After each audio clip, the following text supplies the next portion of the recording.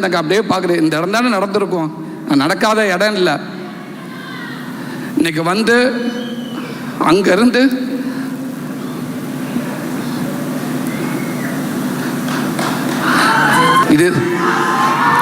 இதுதான் எனக்கு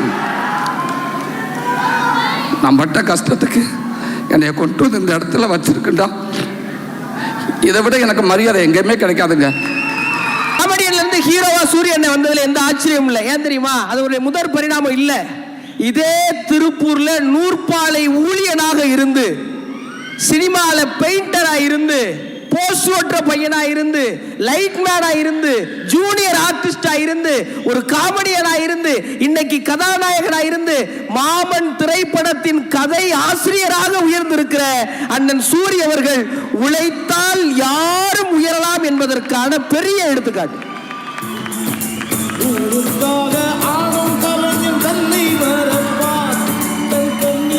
இந்த மேடையில நான் இன்னும் ஒரு மனிதருக்கு ஒரு பெரிய நன்றி சொல்லணும். அன்புங்கிறது என்ன அப்படின்னா, நீங்க சூரியன் கிட்ட பேசுனீங்கன்னா, மகேஷ் என்ன சொன்ன அந்த பண்புலாம் என்னன்னு தெரியும். சூரியனை பேசும்போது எப்படி பேசுவாங்கன்னா, நல்லா இருக்கீங்களா, சாப்பிட்டீங்களான்னு கேட்க மாட்டாங்க. தம்பி தம்பி நல்லா இருக்கீங்களா தம்பி, எங்க தம்பி இருக்கீங்க தம்பி, நல்லா இருக்கீங்களா, சாப்பிட்டீங்களா தம்பி அப்படின்னு ஒவ்வொரு வார்த்தைக்கும் 2 தம்பி போடுகிற அவ்வளவு அன்பை பொழிகிற அந்த மனிதனுடைய நெஞ்சுக்கு நெருக்கமான இன்னொரு தம்பிக்கு நீங்க எல்லாம் கைதட்டணும். அவர் பேர் உதய் சங்கர். ஒரு அரங்கம் நிறைந்த கைதட்டல் கொடுங்க.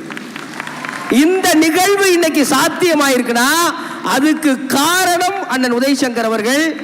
ஏன்னா படம் வெளியானதுக்கு அப்புறம் எல்லாரையும் பார்க்கிறது இருக்கட்டும், படம் வெளியாவதற்கு முன்பாகவே ஒவ்வொரு தலையாக எண்ணினாலும் கிட்டத்தட்ட உங்களோடு சேர்த்து 60,000 மக்களை நேரில் போய் பார்ப்பதற்கு வழிவகை செஞ்சிருந்த அண்ணன் உதய் சங்கர் அவர்களுக்கு ஒரு பெரிய நன்றி சொல்லணும். சூரியனை பத்தி இன்னொரு தகவல். சூரியன் ஏன் இந்த இடத்துல இருக்காருங்கிறதுக்கு ஒரே ஒரு உதாரணம். நாங்கள் திருச்சி பக்கத்தில் அந்த கல்லணைக்கு தாண்டி ஒரு கிராமத்தில் படப்பிடிப்பு ஒரு 4-5 நாள் போனேன். ஒரே சந்து வழியாக தான் ஸ்பாட்ல இருந்து கேரவனுக்கு வருவோம். வரும்போதெல்லாம் டெய்லி 4 பாட்டி மீண்டும் மீண்டும் போட்டோ எடுத்துக்குருவாங்க. மீண்டும் மீண்டும் 4 பாட்டி. இப்போ நான் கேட்டேன், அண்ணே மறுபடியும் போட்டோ எடுக்கிறாங்களே, உங்களுக்கு போர் அடிக்கலானே அப்படின்னு கேட்டேன். அப்போ சூரியன் சொன்ன வார்த்தை, தம்பி அவங்க அங்கேருந்து வந்தாதான் தம்பி நம்ம ஆர்டிஸ்ட்னு ஒரு வார்த்தை சொன்னார். அவங்க வந்தாதான் தம்பி நம்ம ஆர்டிஸ்ட் சொல்லுகிற அந்த வார்த்தை என்னால் ரசிகன் இல்லை, ரசிகனால் தான் நான் இருக்கிறேன் என்று ரசிகனை ரசிக்கிற கலைஞன்.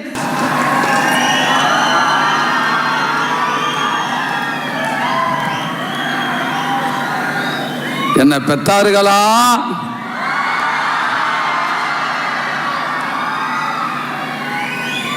எல்லாரும் எப்படி இருக்கீங்க? ரொம்ப ரொம்ப நல்லா இருக்கீங்கன்னு தெரியுது.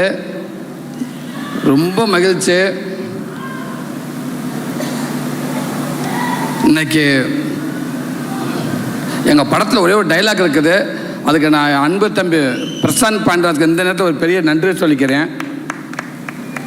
அதில் ஒரு நிறைய டைலாக்ஸ் இருக்குது. அதில் ரொம்ப பிடித்தமான டைலாக் நிறைய இருக்குது. அதில் எனக்கு இன்னும் ரொம்ப ரொம்ப பிடித்த டைலாக்கு, சாமிக்கு அடுத்து பொண்டாட்டி இல்லடா, பொண்டாட்டி தாண்டா சாமி. அந்த சாமிகளுக்கு இன்னைக்கு அன்னையர் தினம் நல்வாழ்த்துக்கள். அதுக்கப்புறம் நமக்காகவும் நம்ம குடும்பத்துக்காகவும்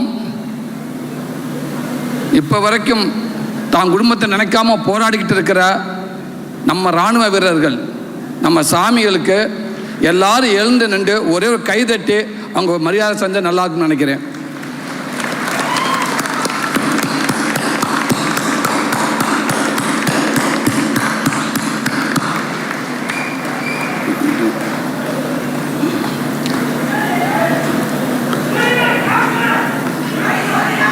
லவ் யூ தம்பி, லவ் யூ தம்பி. ரொம்ப மகிழ்ச்சியாக இருக்கேன். அதாவது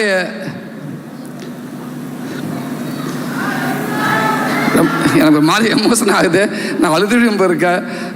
கடவுளே தாயே, ஏன்னா 93 நினைக்கிறேன், 93 நாங்கள் திருப்பூருக்கு நான் வேலைக்கு வந்து 8வது படிச்சுட்டு அதுக்கப்புறம் அந்த ஸ்கூல் நல்லா இருக்கணும், அந்த மக்கள் நல்லா இருக்கணும்னு நினச்சிக்கிட்டு அவங்களுக்கெல்லாம் ஒரு நல்ல விஷயம் பண்ணணும் அப்படின்றக்காக அப்படியே எல்லாத்தையும் அப்படியே விட்டுட்டு சொல்லாமல் கொள்ளாமல் நேராக திருப்பூருக்கு வந்துட்டேன். நானும் என் ஃப்ரெண்டு 2-3 செந்தமிழ், முத்தையா, திவாகர், ஒரு 4 பேர் வந்தோம். தமிழ்நாடு தேட்டருக்கு ஏற்ற மாதிரி அந்த பல்லட ரோடுன்னு நினைக்கிறேன். பல்லட ரோட்டில் தமிழ்நாட்டுக்கு ஏற்ற மாதிரி சிரி ஓம் கியூரிங்னு ஒன்று இருக்குது. அங்கே தான் நான் வேலை செஞ்சேன். அப்போ ஒரு நாளைக்கு 20 ரூபா சம்பளம் எங்களுக்கு. 20 ரூபா, 7 நாளுக்கு 140 ரூபா வரும். அதில் ஒரு 70 ரூபா செலவு பண்ணிவிட்டு ஒரு 70 ரூபா ஊருக்கு அனுப்புவேன். சில நேரங்களில் கொஞ்சம் கையை ஃப்ரீயாக விட்டுருவேன், நல்லா சாப்பிட்டு போடுவேன். அந்த பக்கத்தில் ஒரு பேக்கரி ஒன்று இருக்குது, அது சத்யா பேக்கரின்னு நினைக்கிறேன், ஒன்று இருக்குல்ல. ஆமாம், சத்யா பேக்கரி.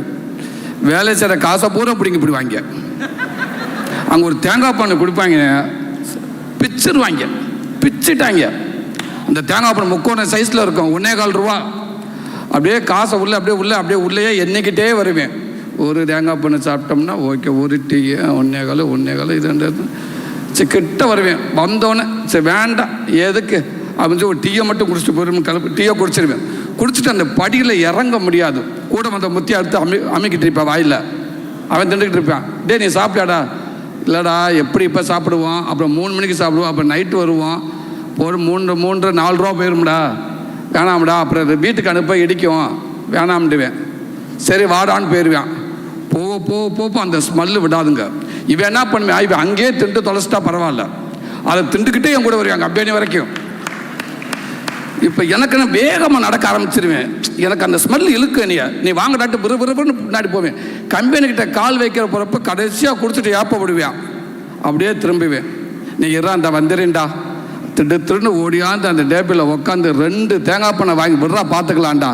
2 தேங்காய் பண்ணை வாங்கி ஒரு ஃபுல் கட்டிட்டு தான் திருப்பி நான் உள்ளே போவேன். அந்த தேங்காய் பண்ணை அவ்வளோ டேஸ்ட்டாக இருக்கும், அவ்வளோ கஷ்டப்பட்டிருக்கோம். வேலைகள் இருந்தால் இன்றைக்கி நல்லா இருக்காங்க. எல்லாருமே கஷ்டப்படாமல் யாரும் வந்ததே இல்லை. அந்த சிறு ஓமிக்கிங்கில் அவ்வளோ வேலை பார்த்துருக்கோம். அந்த முதலாளிகள் பேர் கோவிந்த் அண்ணன் ஒருத்தர் இருந்தாங்க, செல்வண்ணன், பாலு அண்ணன், மொத்தம் 3 பேர் தான் அந்த முதலாளி. நல்ல மனிதர்கள், நல்லா பார்த்துக்கிடுவாங்க, எங்களுக்கு எந்த குறையும் வைக்க மாட்டாங்க. அப்படி பார்த்துக்கிட்டாங்க. அப்போ ஒரு கஷ்டப்படுற காலகட்டத்தில் என் லைஃப்பு ஃபஸ்ட்டு நான் வேலை ஆரம்பித்தது திருப்பூர் தான். இன்றைக்கி என் வாழ்க்கை நான் ஆரம்பித்தது படிக்காட்டாலும் பரவாயில்ல அப்படின்னு சொல்லி ஃபஸ்ட்டு எனக்கு ஒரு வாழ்க்கையை கற்றுக் கொடுத்தது, இப்படி தாண்ட வாழ்க்கை இருக்கும் அப்படின்னு கற்றுக் கொடுத்தது திருப்பூர். இந்த மண்ணு தான் எனக்கு ஒரு போதிய மரமாக நான் நினைக்கிறேன். திருப்பூரில் வந்தால் ஒரு ஊரில் அப்படி தான். பாம்பே போனால் ஹிந்தி கற்றுக்கலாம்னு சொல்லுவாங்க, பெங்காலி போனால் அது ஒன்று கற்றுக்கலாம்னு சொல்லுவாங்க, கர்நாடகா போனால் அது கற்றுக்கலாம்னு சொல்லுவாங்க, கன்னட பாஷை, கேரளா போனால் ஒரு பாஷை கற்றுக்கலாம்னு சொல்லுவாங்க. எல்லா ஸ்டேட்டுக்கும் போனால் கற்றுக்கலாம். ஆனால் ஒரே ஸ்டேட்டில் எல்லா பாஷையும் கற்றுக்கிறதுன்னா திருப்பூர் மட்டும்தான். 10 நாள் இருந்தாங்கன்னா போதும், கொத்தனார்லேருந்து கோடிசு வரைக்கும் எல்லா லாங்குவேஜ் பேசுவேன். நான் எவ்வளோ பெரிய ஆள் கோடீஸ்வரர், நீ கொத்தனார் இருந்துட்டு போ, எல்லா லாங்குவேஜ் தான் பேசுவேன். எல்லா லாங்குவேஜ் பேசுவாங்க. சொல்லுவாங்க, திருப்பூரில் ஒருத்தன் போய் வாழ முடியாதவன் இந்த உலகத்தில் எங்கேயும் வாழ முடியாது.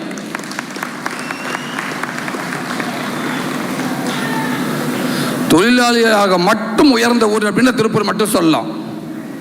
தன்னைத்தானே செதுக்கிட்ட எல்லாரும் வேலை செஞ்சு அதுக்கப்புறம் அவனுக்கு வேலை கொடுத்து, அதுக்கப்புறம் அவன் வேலை கொடுத்து, அவர் மேலே ஒரு ஸ்டேஜ் போய் அவர் ஓனர் ஆகி இப்படி ஒரு லேபர் இன்னைக்கு முதலாளி ஆகி இன்னைக்கு திருப்பூரில், ஏன் இந்தியாவில் இன்னைக்கு ஒரு பயங்கரமான ஏற்றுமதி போயிட்டு இருக்க ஒரு ஸ்டேட்டில் ஒரு மாவட்டம்னா கண்டிப்பாக திருப்பூர் மாவட்டம் தவிர்க்கவே முடியாது. உலகத்தில் எந்த நாட்டில் இருக்க கூட நம்ம துணியை போடுறான். இங்கே நம்ம பங்காளி கோபால் தச்ச பணியனாக தான் இருக்கும், இல்லை நம்ம மாப்பிள்ளை சந்திரசேகர் தச்ச பணியனாக இருக்கும்.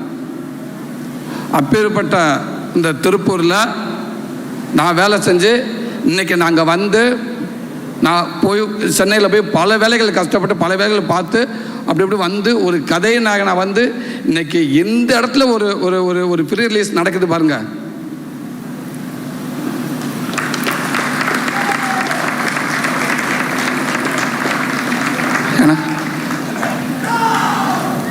எனக்கு இதை விட வேற எதுவுமே இருக்காதுன்னு நினைக்கிறேன்.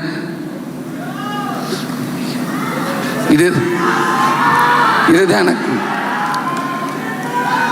நான் பட்ட கஷ்டத்துக்கு என்னை கொண்டு வந்து இந்த இடத்துல வச்சிருக்குண்டா. இதை விட எனக்கு மரியாதை எங்கேயுமே கிடைக்காதுங்க.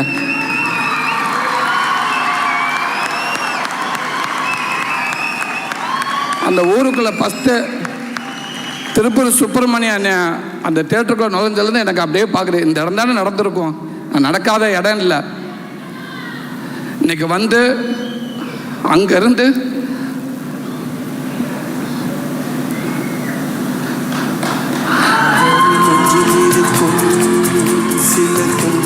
இல்லை அங்கேருந்து என்னை நடந்து வந்து நாங்கள் வர்றப்ப ஒரு சிவப்பு கம்பளை விரிச்சு என்னை கூட்டிகிட்டு வந்த மாதிரி இருந்துச்சு அத்தனை பேரும்.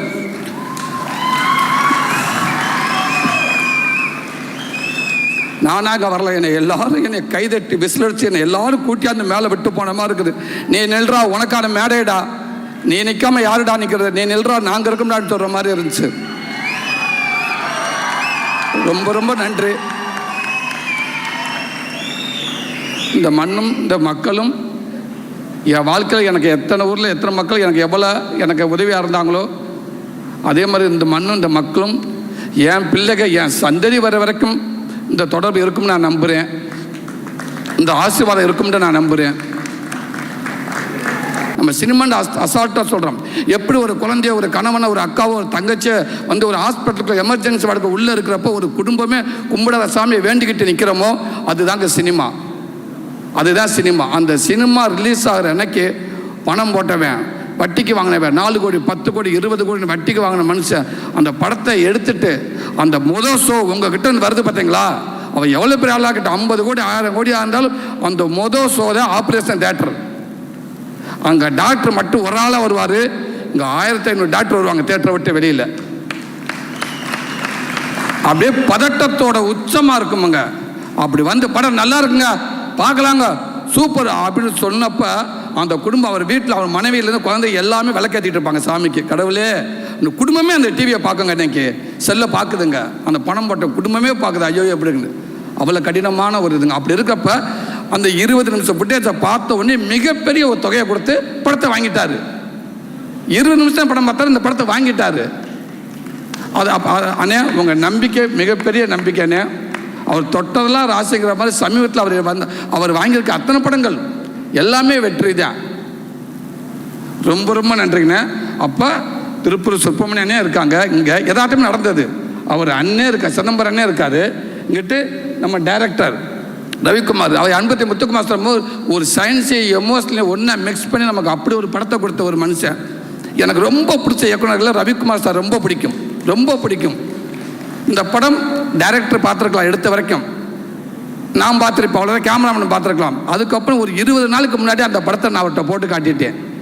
நான் அவர் படத்தில் நடிக்கவே இல்லை, ஆனால் எனக்கு ரொம்ப பிடிக்கும் அவரை. அவர் ரொம்ப நேர்மையான ஒரு மனுஷன், கரெக்டாக பேசக்கூடியவர். அவரை கூப்பிட்டு இந்த படத்தை நீங்கள் பாருங்கள், ஏதாவது சரி பண்ணணுமான்னு கேட்டேன். அந்த படத்தை பார்த்துட்டு அவர் அப்படி ஒரு ஸ்லாய்ஸை சொல்லிட்டு போயிட்டார்.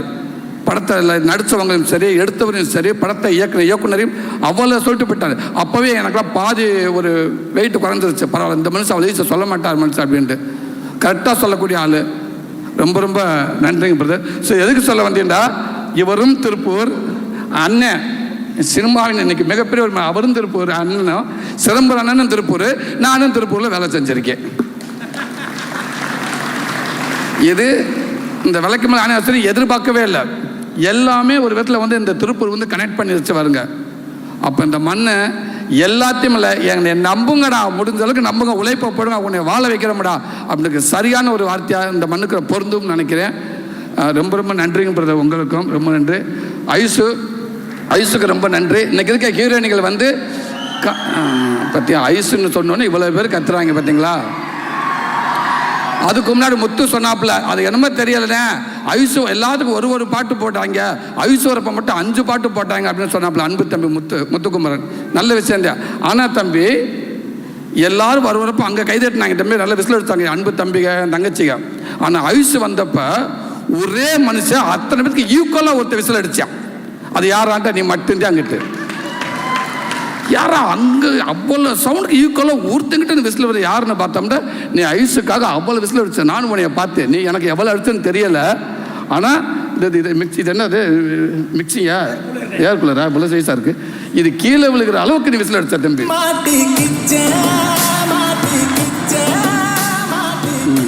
அப்படி பரவாயில்ல, நல்ல விஷயம் தான் தம்பி. என்ன ஸோ அப்படி ஒரு ஹீரோயினி இந்த கதையை சொன்னோன்னு நான் டேரக்டரை கேட்டேன், ஹீரோயினி கதை சொல்லியாச்சு என்ன சொன்னாங்க? ஆனால் கதை கேட்டோம், இந்த கதையை நான் பண்ணுறேன்னு சொல்லிட்டாங்க அப்படின்ட்டு. உண்மைக்கு இன்னைக்கெல்லாம் ஒரு ஹீரோயினி கிட்ட கதை சொல்லி இல்லை ஓகே பண்ணல சாதாரண விஷயம் இல்லைங்க. ஏன்னா பாதி பேர் இந்தியில் இருக்காங்க. இங்கிட்ட நம்மளால் போய் உட்காந்து கதை சொல்கிறப்போ அவ்வளோதான். அது ஒரு 10 நிமிஷத்துக்கு மேலேயே சரி பேசாமல் என்கிட்ட யாராவது வர வச்சுருவோமா ஹிந்தி தெரிஞ்சவங்கள. ஏன்னா ஒவ்வொரு லாங்குவேஜும் ஒவ்வொரு ஹீரோயினி இருக்காங்க. சில பேர் தமிழ் தெரியாது, அப்போ அவங்க கதை சொல்ல புரியுற கஷ்டம். சில பேர்கிட்ட இங்கிலீஷ் தெரியும். ஆனால் ஐஸ் கதை கேட்டோன்னு ஓகே பண்ணிட்டாங்க. காரணம் இந்த உறவு சார்ந்த அந்த ரோல் தாங்க. இப்படி ஒரு கேரக்டர், இப்போ நம்ம மண் சார்ந்த கேரக்டரை நம்ம போய் பண்ணணும் அப்படி முடிவெடுத்துறாங்க. இவ்வளோ சின்ன வயசில் இவ்வளோ அழகாக இருக்காங்க. அப்படி இருக்கிறப்ப இவங்க நீங்கள் படம் பார்த்தீங்கன்னா அவங்க தெரியும் இந்த ரோல் எப்படி அவங்க ஒத்துக்கிட்டாங்கட்டு. உண்மைக்கு உங்களை தவிர இது யாராலும் இந்த இடத்துல இருந்ததுன்னா இப்போ சரியாக பண்ணியிருக்க முடியுமான்னு தெரியாது.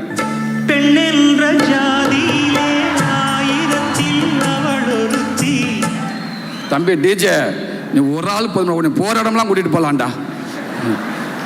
அவ்வளோ சூப்பராக நடிச்சிருக்காங்க. அந்த கதை கேட்டதா. அதே மாதிரி ஒருவன் அண்ணே பொதுவாக நம்ம நடித்து முடிச்சுட்டு நான் நடித்த சீனை தான் போய் நான் ரூமுக்கு போனதுக்கப்புறம் வீட்டுக்கு போனதுக்கப்புறம் ஃபோன் பண்ணி டேரக்டர்கிட்ட கேட்பான், எப்படி வந்திருக்கு, நல்லா வந்திருக்கா அப்படின்னு எல்லாரும் கேட்பாங்க. ஏன்னா தான் நடித்த சீன் நல்லா வரணும்ண்டு. ஆனால் ஐஸ் என்ன பண்ணுவாங்கன்னா அவங்க நடித்த சீன் மற்ற சீன் அந்த படத்தில் முக்கியமான சீன்லாம் இருக்குங்களா, அதை இன்னைக்கு எடுக்கிறீங்களா? ஆமாம் எடுத்தாச்சு. அப்படியே டேரக்டர் சார் என்ன பண்ணுறப்ப ஃப்ரீயாக இருக்காரு, ஓகே நான் அவருக்கு ஃபோன் பண்ணுறேன் அப்படின்னு டேரக்டர் ஃபோன் பண்ணி, சார் இந்த சீன் நல்லா வந்துருச்சா, நல்லா எடுத்தாச்சா, அந்த பாட்டி நல்லா நடிச்சிட்டாங்களா, எல்லாமே நல்லா நடிச்சாங்களா, ஓகே சார். என்னடா இந்த பொண்ணு நடிக்கையில் அந்த சீன் அவ்வளோ விசாரிக்குது. என்னன்னா எல்லாரும் நடித்த அந்த படம் நல்லா இருந்தால் மட்டும்தான் தான் நடித்தது நல்லா வரும். நம்ம மட்டும் நல்லா நடித்தா பத்தாது. இப்படி ஒரு அளவு கடந்த ஒரு சினிமாவை நேசிக்கிற ஒரு ஹீரோயினியை நான் மாமல்ல பார்த்தேன். நன்றி ஐசு.